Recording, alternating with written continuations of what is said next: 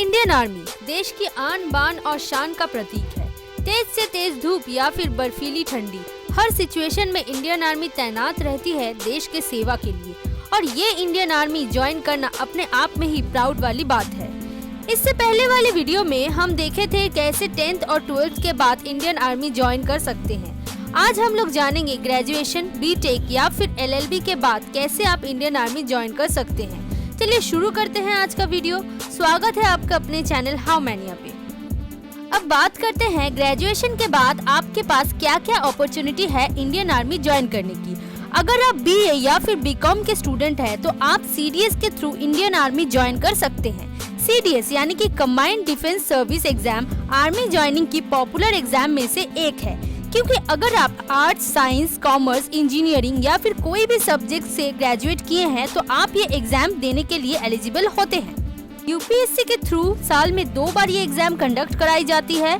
इसका age limit 18 से 24 के अंदर होती है। अब बात करते हैं इसके सिलेक्शन प्रोसेस की। तो सीडीएस में सिलेक्शन के लिए आपको रिटन एग्जाम देना होता है और अगर आप एग्जाम क्लियर करते हैं तो आपको एसएसबी इंटरव्यू के लिए बुलाया जाता है। अब आगे बात करते हैं दूसरे तरीके की, जो है स्पेशल एंट्रीज फॉर एनसीसी। अगर आपके पास NCC C certificate minimum B grade के साथ है और आप कोई भी स्ट्रीम से मिनिमम 50% मार्क्स लेके ग्रेजुएट हैं और अगर आपका एज 19 से 25 साल के अंदर है तो आप ये एग्जाम देने के लिए एलिजिबल होते हैं। अब बात करते हैं सिलेक्शन प्रोसेस की। तो यहाँ कोई भी रिटन एग्जाम नहीं होती है, आपका डायरेक्ट एसएसबी इंटरव्यू होती है। अगर आप इंटरव्यू क्लियर कर लेते हैं तो नेक्स्ट आपका मेडिकल एग्जाम होता है। अब आगे बात करते हैं जो लोग बीटेक लेके पढ़ते हैं उनके पास क्या क्या अपॉर्चुनिटीज है इंडियन आर्मी ज्वाइन करने की। तो सबसे पहला है यूईएस एंट्री। यूईएस यानी कि यूनिवर्सिटी एंट्री स्कीम, ये एक परमानेंट कमीशन जॉब होती है। बात करते हैं इसके एलिजिबिलिटी क्राइटेरिया की। तो अगर आपके पास बीटेक की डिग्री है या फिर आप बीटेक फाइनल ईयर में हैं और आपका एज 18 से 24 साल के अंदर होता है तो आप इस एग्जाम के लिए एलिजिबल होते हैं। अगर बात करें सिलेक्शन प्रोसेस की तो इसमें कोई रिटन एग्जाम नहीं होता है, पर इसमें 2 इंटरव्यू होता है। फर्स्ट इंटरव्यू कॉलेज कैंपस में होता है और सेकंड एसएसबी सेंटर में होता है। अब आगे बात करते हैं दूसरे तरीके की, जो कि है टीजीसी यानी कि technical graduate commission entry.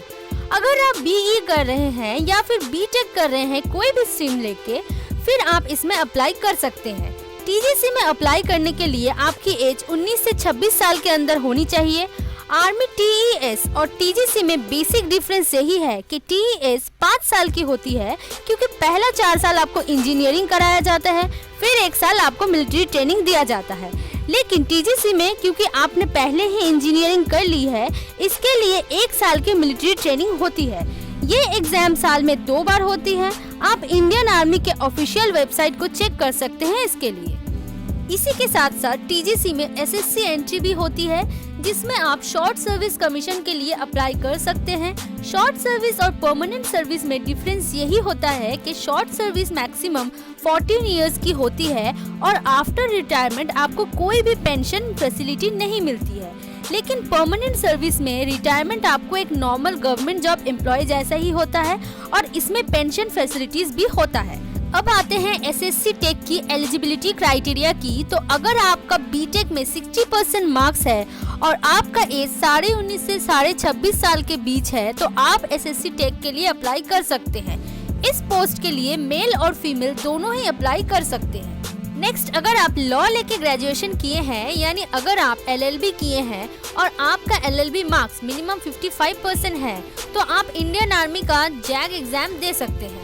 Zag यानी जज एडवोकेट जनरल एंट्री एक शॉर्ट सर्विस कमीशन एंट्री होती है। अगर बात करें इसके एज की तो 21 से 27 के अंदर अगर आप हैं तो आप इस पोस्ट के लिए अप्लाई कर सकते हैं। अब बात करते हैं सिलेक्शन प्रोसेस की। जैग एंट्री में कोई भी रिटन एग्जाम नहीं होती है, सीधा एसएसबी इंटरव्यू के लिए बुलाया जाता है ग्रेजुएशन के मार्क्स के आधार पे।